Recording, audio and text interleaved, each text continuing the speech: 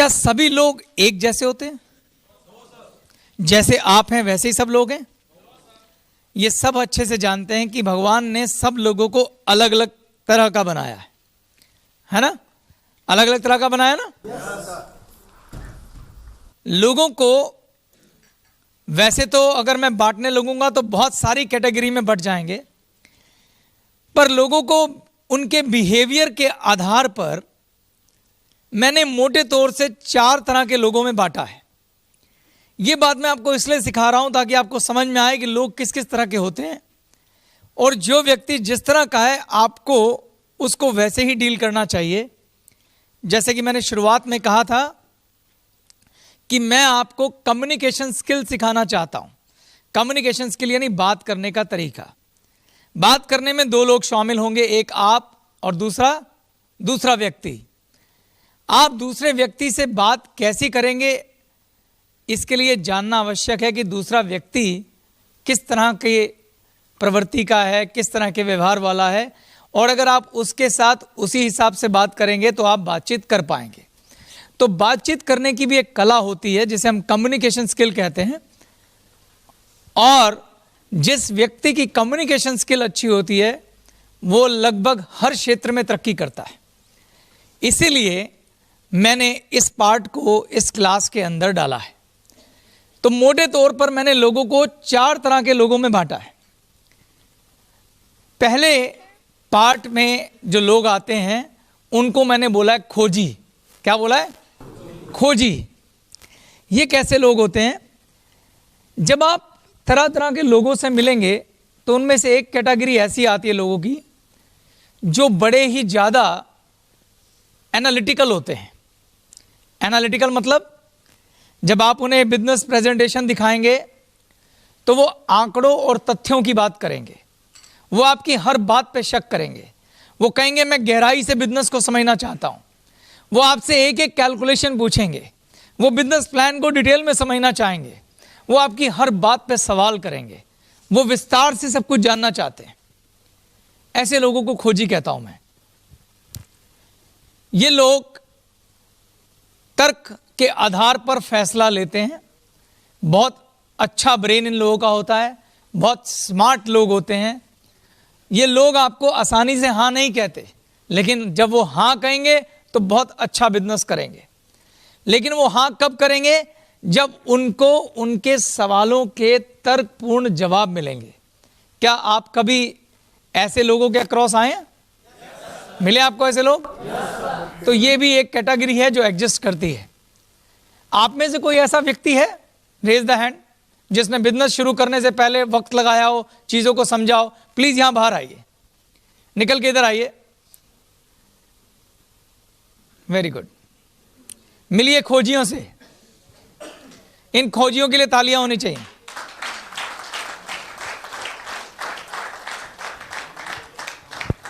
ये हमारे खोजी डिस्ट्रीब्यूटर हैं। ऐसे लोग बहुत गहराई से जाके बिजनेस को समझते हैं, और जब ये शुरू करते हैं तो फिर इनका आत्मविश्वास भी बहुत ऊपर होता है, क्योंकि इन्होंने पूरे आंकड़ों पे काम किया होता है, पूरी कैलकुलेशन को समझा होता है, इनके खूब सारे सवाल होते हैं। अगर आप किसी खोजी को सेमिनार दिखाएंगे, पहले दिन वो हाँ कर दे इसके चांस बहुत कम है। वो आपको कहेगा कि मुझे बिजनेस बहुत अच्छा लगा है, बहुत बढ़िया लगा है, तो आप उसे बोलेंगे तो फिर शुरू करें, कहेगा नहीं मेरे कुछ सवाल हैं, मुझे जानकारी चाहिए, मुझे इंफॉर्मेशन चाहिए। और अगर आपने पूरी निपुणता के साथ उनके सवालों के जवाब दिए, उनको सेटिस्फाई किया, ये वक्त लगा सकते हैं 3 दिन, 4 दिन, 10 दिन, 15 दिन, कभी 1 महीना भी, फिर ये आपको यस कहेंगे। क्लियर है? तो अगर कोई आपसे सवाल पूछता है, ये अच्छी बात है खराब बात है? अच्छी बात है। इसका मतलब उसका आप में इंटरेस्ट है। तो जब आप ऐसे लोगों के अक्रॉस आते हैं जो आपसे सवाल पूछते हैं, तो ये एक पॉजिटिव साइन है। दैट मीन्स वो बिजनेस में इंटरेस्ट ले रहे हैं। तो इन बातों से इरिटेट नहीं होना, आपको समझ जाना चाहिए ये खोजी व्यक्ति हैं और इनको कैसे डील करना है। हमें, अगर आपको सवालों के जवाब नहीं पता, इनको झूठ पटांग मत बोलिए, गलत इंफॉर्मेशन मत दीजिए, अपने सीनियर से मदद लीजिए, एक्सपर्ट को बुलाइए, चाहे वो प्रोडक्ट हो या बिजनेस प्लान हो, इनको पूरी जानकारी दीजिए। ठीक है? अब खोजियों को इनवाइट कैसे किया जाता है? अगर मुझे मैं अपनी वार्म मार्केट और हॉट मार्केट में अगर झांक रहा हूँ और वो लोगों को मैं अच्छे से जानता हूँ, तो क्या मैं जज कर सकता हूँ कि उनमें खोजी कौन होगा? जज कर सकता हूँ ना, क्योंकि अपने जीवन में वो ऐसे ही हैं। वो हर बात पे एनालिसिस करते हैं, हर बात की गहराई में जाते हैं। तो जो आपकी लिस्ट में खोजी हैं, उनको इनवाइट करने का तरीका क्या हो सकता है? मैंने आपको वो सिंपल फार्मूला दिया था। क्या? पहला तो मैं जल्दी में हूं, और दूसरा क्या था? तारीफ। और तारीफ कैसे करनी है? मेरे लिए इसमें क्या है और मैं क्यों। तो अगर कोई खोजी है तो उसका मैं क्यों का अगर जवाब देना हो तो हम उसे क्या बोलेंगे? हाय संजय, कैसे हो यार? देख, मैं तेरी एक बात का बहुत कायल हूं कि जब भी तू कोई फैसला लेता है ना, तो बड़ा तर्कपूर्ण फैसला लेता है, उसकी गहराई में जाता है, उसकी छानबीन करता है, पूरी कैलकुलेशन करता है। तो मेरे पास ना एक बहुत अच्छा बिजनेस प्रपोजल आया है, मोटे तौर पे मुझे बड़ा अच्छा लग रहा है, पर मैं चाहता हूं कि तू भी इस बिजनेस को देख, गहराई से समझ, और अगर तुझे अच्छा लगा तो मिलके कर सकते हैं। तो जब उसको आप उसकी वो तारीफ देंगे जो उसे चाहिए, और वो जानता है कि मैं ऐसा हूं, तो ये वैसा ही है जैसे आपने उसकी प्लेट में गरम गरम हलवा दे दिया। वो कहेगा मुझे किसी चीज़ की एनालिसिस करनी है, किसी बारे में कैलकुलेट करना है, तो he will love it to do it. वो ये करने के लिए, वो ऐसा करने में बहुत खुशी महसूस करेगा। Got it? तो आपको पता होना चाहिए आप किससे डील कर रहे हैं। Thank you. Give a big hand for खोजीज।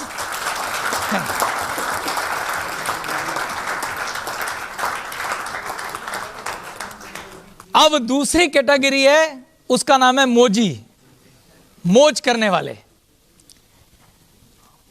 मोजी लोग कौन होते हैं? खोजी फैसला लेता है तर्क के आधार पर। कैसे फैसला लेता है? तर्क के आधार पर। लेकिन मोजी फैसला लेता है दिल से। कहां से लेता है? मोजी आपसे ज्यादा सवाल नहीं करेगा। मोजी को पसंद होती है party, fun, enjoyment, music, fashion, हंसी मजाक। वो आपको किसी भी महफिल में जो सबसे जोर से आवाज से बात करके हंस रहा होगा, खिलखिला रहा होगा, समझ लेना मोजी है। मोजी को अगर आप लंबी चाड़ी क्लास में बिठा दोगे 2 घंटे की, वो सो जाएगा। ओके, कहां बिठा दिया यार? ठीक है। और मोजी को अगर आप ज्यादा आंकड़े देने की कोशिश करोगे, वो भाग जाएगा। खोजी को आंकड़े चाहिए, मोजी को अगर आपने ज्यादा लंबी चौड़ी कैलकुलेशन दिखाई कि भाई साइड करिए, बता कितने पैसे मिलेंगे, मोटी मोटी बात करेगा वो आपसे। और अगर उसे आपकी महफिल पसंद नहीं आएगी, वो वहां से भाग जाएगा। मोजी को पैसे चाहिए, लेकिन उससे पहले उसे माहौल चाहिए। अगर माहौल नीरस होगा, उदासी भरा होगा, एनर्जी नहीं होगी, वो कभी काम नहीं कर सकता। अगर मोजी के साथ आपने हर पल हर वक्त उसे क्लास में बिठा के पाठ पढ़ाया, तो वो भाग जाएगा। वो दिल से काम करता है। कौन? मोजी। आप में से कुछ मोजी हैं? हाथ खड़ा करो और यहां आ जाओ।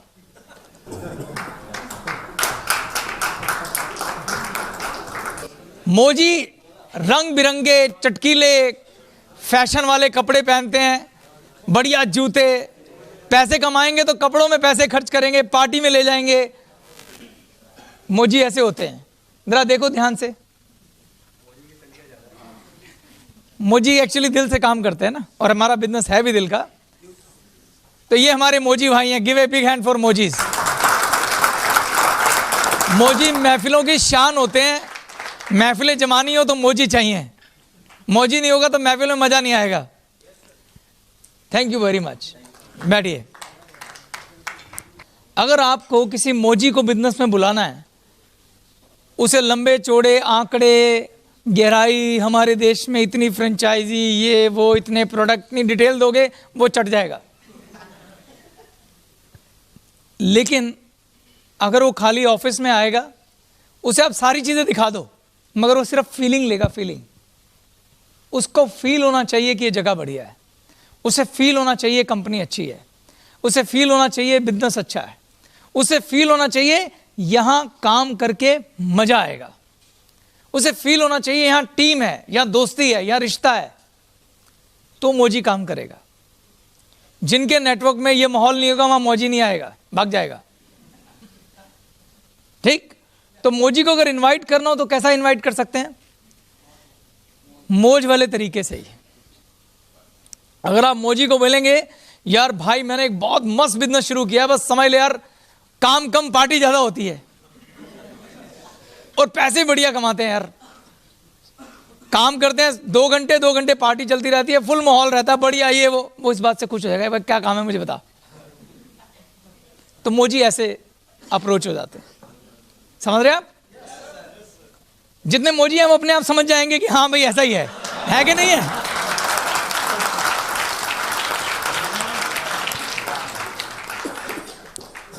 उन्हें पैसा चाहिए लेकिन उससे पहले मौज चाहिए। अगर मौज की कॉस्ट पे पैसा है तो पैसा नहीं चाहिए। ये मोजी होते हैं। तीसरा कैरेक्टर आता है समाज सेवी। और खूबसूरत बात यह है कि हमारी कंपनी में ना सबके लिए सब कुछ है। मोजियों के लिए मौज है, खोजियों के लिए बिजनेस है कि नहीं है? चलिए आगे चलते हैं। तीसरे हैं समाज सेवी। समाज सेवी हमेशा ऑफ कोर्स रिस्पेक्ट के दावेदार हैं, यस और नो? समाज सेवी कैरेक्टर को ज्यादा पैसे से लेना देना नहीं है। पैसा मिल जाए कोई दिक्कत नहीं है, पर वो लोग वहां इंक्लाइंड होते हैं जहां लोगों का जीवन बदलता है। ये लोग हमेशा दूसरों की मदद करने के लिए तैयार हैं और ऐसे काम को प्रायोरिटी देते हैं जिस काम को करने से किसी की लाइफ चेंज होती हो। इनके लिए पैसा महत्वपूर्ण नहीं है। अगर आप इन्हें बड़ी बड़ी बातें करोगे, बहुत पैसा है, ये है वो है, थोड़ा कटेंगे। समाज सेवी व्यक्ति को खुशी मिलती है दूसरे की मदद करके। वो कहेंगे पैसा मत दे, ये बता। ये लोग दिल से दूसरों की मदद करने के लिए हमेशा तैयार रहते हैं। ये लोग भी होते हैं, ये सोशल वर्कर होते हैं। ऐसा कोई भी काम जिससे लोगों की लाइफ बेहतर होती हो, जैसे कि टीचिंग, टीचर, ये सब लोग समाज सेवी होते हैं। जैसे हमारी मदर टेरेसा रही हैं, समाज सेवा। उनसे जाके कोई बोले कि आओ जी आपको रिलायंस के शेयर खरीदवा देता हूं, वो कहेंगे अपने घर रख, मुझे नहीं चाहिए। तो समाज सेवी व्यक्ति को अगर हमारे बिजनेस में इनवाइट करना हो तो हमारे बिजनेस में समाज सेवा का कोई मौका है कि नहीं है? मौका ही मौका है। हमारा बिजनेस ही समाज सेवा है। अगर आप ये देखो, मैंने हमेशा बोला है जिंदगी में नजरिया बहुत इंपॉर्टेंट होता है। अगर आपका नजरिया ये है कि मुझे इस बिजनेस में लोगों का जीवन बदलना है, तो इससे बड़ी समाज सेवा नहीं है। मैं ये जानता हूं कि दुनिया में कोई भी ऐसा बिजनेस नहीं है जहां सब लोग सफल हो जाते हैं in the term of money. Clear? दुनिया के हर बिजनेस में लोग फेल भी होते हैं, लोग पास भी होते हैं। लोगों लाखों रुपए का बिजनेस खोलते हैं, अगले साल बंद कर देते हैं। वो यहां भी अपवाद नहीं है, यहां भी लोग बिजनेस छोड़ देते हैं। लेकिन मेरी ये इच्छा है और मैं चाहता हूं आप सबकी भी इच्छा हो कि जो व्यक्ति भी हमारी कंपनी में एक बार कदम रख दे, चाहे वो पैसों से कामयाब हो या ना हो, हमारा ट्रेनिंग, हमारा एजुकेशन, हमारी चाहे वो SCP हो या हमारे डिजिटालय हो, किसी ना किसी माध्यम से उसके जीवन में ऐसा ज्ञान दे दें, ऐसी ट्रेनिंग दे दें कि वो किसी ना किसी क्षेत्र में उसके काम आए और वो कामयाब हो जाए। यानी वो दुनिया के किसी भी कोने में रहे, ग्लेज उसके दिल में रहनी चाहिए। ये प्रयास हमें करना चाहिए।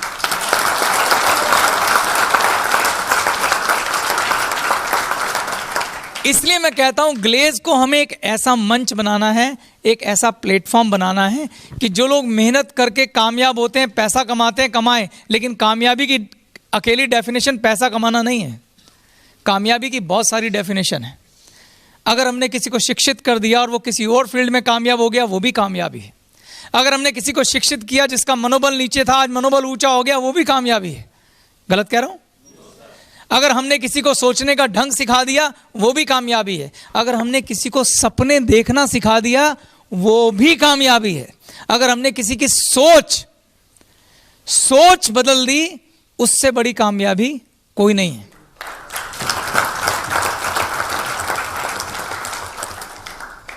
तो अगर आप ऐसे लोगों से मिलते हैं जो समाज सेवी हैं, उनके लिए भी हमारी कंपनी में करने के लिए बहुत कुछ है। डिजिटालय है, SCP है, ट्रेनिंग प्रोग्राम है। वो सारे के सारे training program, self empowerment program, डिजिटालय अपने आप में इतने सशक्त हैं कि किसी का भी जीवन बदल सकते हैं। Biggest social work in this world क्या है? टीचिंग। और हमारे काम में क्या है? Teaching teaching teaching. बाहर के स्कूलों में मुझे नहीं पता क्या सिखाते हैं, मुझे नहीं मालूम बाहर के स्कूलों से सीखने के बाद आदमी कहाँ तक जा सकता है, पर मैं एक बात जानता हूँ कि ग्लेज में जो हम सिखाते हैं उसमें हम आदमी को अंदर से बदल के रख देते हैं।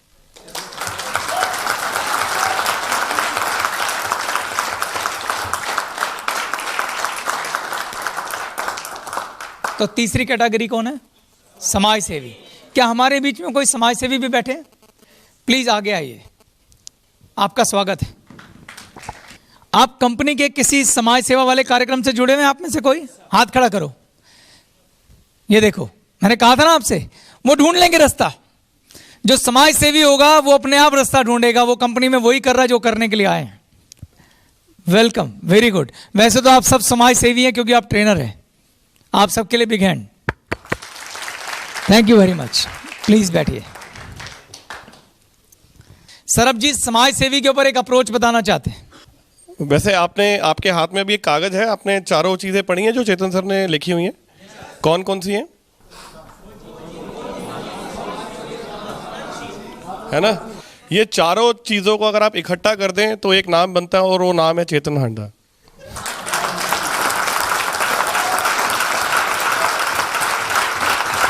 जोरदार तालियां सर के लिए।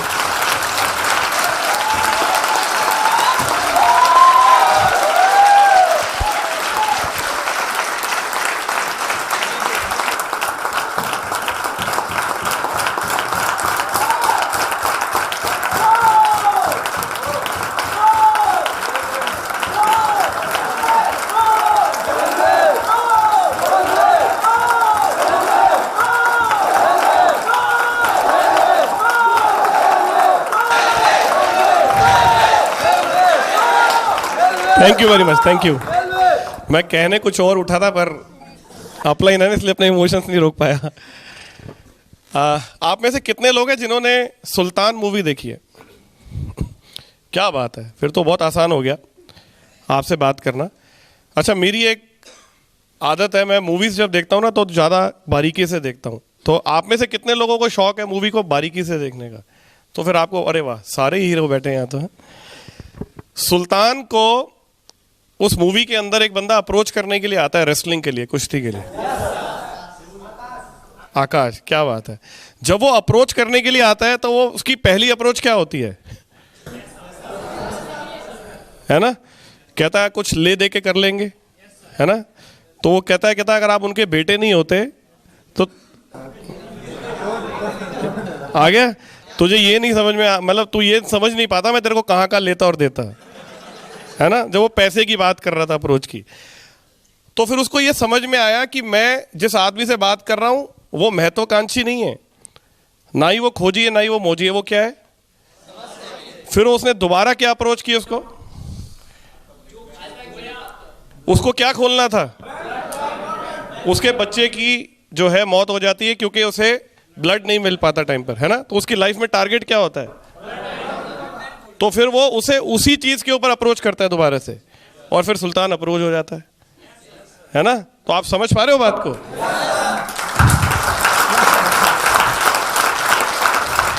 Thank you so much sir, thank you. बहुत उम्दा और खूबसूरत एग्जाम्पल, बहुत खूबसूरत। यही क्रक्स है। दो सवाल मेरे लिए इसमें क्या है और मैं क्यों? सुल्तान को दोनों सवाल के जवाब मिले और वो आ गया। और मैं अलग अलग पर्सनैलिटी बता रहा हूं, वो इसलिए बता रहा हूं क्योंकि आपको समझ में आए कि जो समाज सेवी है उसे महत्वाकांक्षी वाली अप्रोच मत कर देना, जो खोजी है उसे मोजी मत समझ लेना, और जो मोजी है उसे खोजी वाली बात मत कह देना। क्लियर है ना? तो समाज सेवा के आगे बढ़े। चौथा और आखिरी करेक्टर है महत्वाकांक्षी। महत्वाकांक्षी कौन होता है? महत्वाकांक्षी थे Jamshedji Tata, entrepreneurs, business owners, tiger की आंख, उन्हें बोलते हैं महत्वाकांक्षी। जो लाइफ में बड़े सपने देख सकते हैं और उनको करते भी हैं। तो जो अच्छे बिजनेस चला रहे हैं जनरली वो महत्वाकांक्षी हैं। उनको टाइगर की आंख का मतलब एक ही बात समझ में आती है, धंधा पैसा, और वो टू द पॉइंट बात करना चाहते हैं। महत्वाकांक्षी लोग टाइम के बड़े वो होते हैं। अगर आपने उन्हें ज्यादा डिटेल देने की कोशिश की तो सुनेंगे नहीं। वो कहेंगे पहली बात पहले कर, बाद वाली बात बाद में कर। जैसे ही बैठा पहले ये बता मुझे क्या मिलने वाला है, पहले गोल बता, उसके बाद सुनूंगा। अगर आपने पहले भूमिका बांधी, एक बहुत बड़ी कंपनी है, उसके बहुत सारे प्रोडक्ट है, कहेगा छोड़ ये बता करने क्या आया है, वो ऐसे बात करेंगे। वो आप उन्हें अगर 2 घंटे की प्रेजेंटेशन देंगे वो सुन नहीं पाएंगे, वो कहेंगे आधे घंटे में बता क्या करना है। तो उन्हें पहले बताना पड़ेगा कि वाई आई एम हेयर। उनसे बात ही ऐसे शुरू करनी पड़ती है। यानी कि अगर कोई महत्वाकांक्षी व्यक्ति है जो बहुत एम्बिशियस है, एंटरप्रेन्योर है, सीरियस आदमी है, वो आपका बिजनेस देखते थोड़ी देर में ही समझ जाएगा कि इसके अंदर कितना पोटेंशियल और मैं क्या कमा सकता हूं। टाइगर की आंख बोलते हैं उनको। अगर बिजनेस जैसे उन्होंने देखा, आपसे ज्यादा सवाल नहीं करेंगे खोजी की तरह, उनको फटाफट समझ आ जाएगा क्या है और फटाफट फैसला लेंगे, टाइम वेस्ट नहीं करेंगे, धमाके करेंगे धमाके। ऐसे लोग लंबी लंबी प्रेजेंटेशन नहीं सुनते। यानी अगर ऐसे लोगों को मुझे अप्रोच करना है तो कुछ मुझे इस तरह की बात करनी पड़ेगी कि यार एक बहुत शानदार बिजनेस प्रपोजल है मेरे पास। अगर मैं ये बोलूं कि जो तेरा करंट बिजनेस है उससे आधी इन्वेस्टमेंट है और इनकम कम से कम 4 गुना ज्यादा है, बोल क्या कहता है? बहुत शानदार काम है, मिलके करेंगे। इतनी सी बात चाहिए उनको। क्या वो सीधा बोलेगा काम क्या है, वो फालतू बात नहीं करेगा क्योंकि बिजनेसमैन है। बोलेगा काम क्या है, कहूँगा मिल फिर बताता हूँ। कहा यहीं बताना, क्या ऐसे नहीं होता यार, तो शाम को मिल फिर बताता हूँ। बस इतनी सी अप्रोच चाहिए उनको। क्योंकि ऐसे लोग बिजनेस अपॉर्चुनिटी के भूखे होते हैं, ओपन होते हैं। उनको कहानियां नहीं चाहिए, सीधी बात चाहिए। स्प्राइट वाले हैं, सीधी बात। वो महत्वाकांक्षी हैं। जो व्यक्ति किसी भी बात के लिए ओपन होता है, सुनना चाहता है, जो रेजिस्टेंस पैदा नहीं करता, जो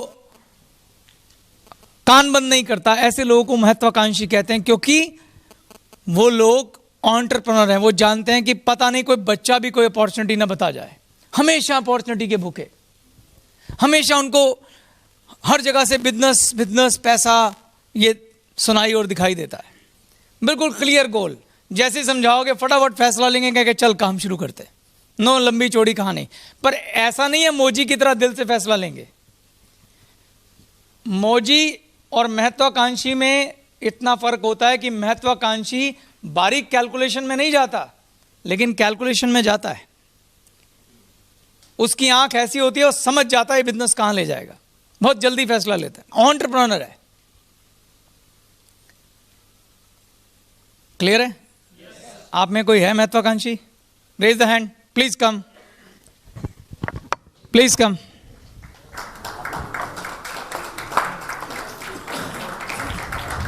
बहुत शार्प होते हैं ये लोग। ज्यादातर लोगों के नेटवर्क बुड़ुम से ऊपर जाते हैं इनके। बैठिए, आइए। Give a big hand for महत्वाकांक्षी।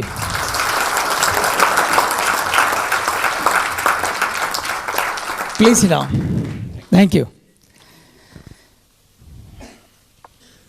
अब सवाल ये कि क्या ये 4 तरह के लोग होते हैं? बहुत तरह के लोग होते हैं, पर ये मोटे मोटे 4 कैरेक्टर हैं। कुछ लोगों में इन कैरेक्टर का मिक्सचर भी हो सकता है। ऐसा नहीं है कि जो मोजी है वो खोजी नहीं हो सकता, या जो खोजी है वो मोजी नहीं हो सकता। लेकिन ये प्रोमिनेंट किसी ना किसी में ज्यादा होगा, बाकी थोड़े थोड़े थोड़े कैरेक्टर होंगे। आप समझ रहे हैं मैं क्या कहना चाह रहा हूं? जैसे अगर एक है जो मोजी है पर थोड़ा सा खोजी भी है, एक खोजी है पर थोड़ा सा महत्वाकांक्षी भी है, एक महत्वाकांक्षी है मगर थोड़ा खोजी थोड़ा मोजी भी है। जैसे सरबजीत ने बोला मेरे में 4 कैरेक्टर है, मैं ऐसा नहीं मानता मेरे में 4 हैं, पर थोड़े थोड़े हो सकते हैं। बताने के पीछे आइडिया क्या है कि आपको मोटा मोटा अंदाजा लगे कि ये व्यक्ति किस प्रवृत्ति का है और इससे किस प्रकार से डील करना चाहिए, इसको क्या ऑफर करना चाहिए, इससे बात कैसी करनी चाहिए, अगर इसके सवाल हैं तो उन्हें कैसे हैंडल करना चाहिए, किस व्यक्ति को इसे डील करना चाहिए। तो इसलिए मैंने आपको समझाया कि हर प्रकार के लोग आपके आसपास हैं, सबको एक चश्मे से नहीं देखना है। आप कौन है? बिजनेसमैन। और बिजनेसमैन अपने बिजनेस को बढ़ाने के लिए वो सब करता है जो उसे करना चाहिए, एथिकली, ठीक है, आदर्श के ऊपर रहते हुए। हमारा बिजनेस लोगों का बिजनेस है, चारों तरफ कस्टमर हैं। आज हर कंपनी कस्टमर बिहेवियर के ऊपर दुनिया भर की रिसर्च करती है। आपके आगे या तो डिस्ट्रीब्यूटर हैं या कस्टमर हैं। मैंने मोटे तौर पे आपको उनका बिहेवियर बताया और मैंने शुरू में कहा था understand the need of customer. आपको कस्टमर की नीड समझ के काम करना है। तो ये वाली जो थ्योरी है जो मैंने आपको बताई है, ये आपको कस्टमर को समझने में मदद करेगी। क्लियर है? इसके साथ मैं ये पार्ट खत्म करता हूं और फिर हम अगले पार्ट पे जाएंगे। Thank you very much.